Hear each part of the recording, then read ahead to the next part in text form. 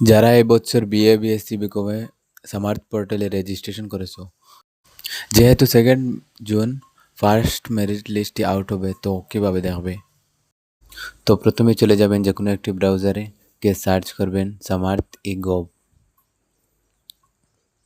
প্রথম যে লিঙ্কটি আসবে তাতে ক্লিক করবেন এবং ডান পাশে 3 লাইনে ক্লিক করে একটু জুম করে মেরিট লিস্টটি দেখে ক্লিক করবেন। তারপরে ইনস্টিটিউশন নেম, যে ইউনিভার্সিটিটার আন্ডারে অ্যাপ্লাই করেছো, এক্সাম্পল আসাম ইউনিভার্সিটি, এবং যেই কলেজে অ্যাপ্লাই করছো সেই কলেজ নেম। আমি পাতারকান্দি কলেজ দিয়ে দেখছি।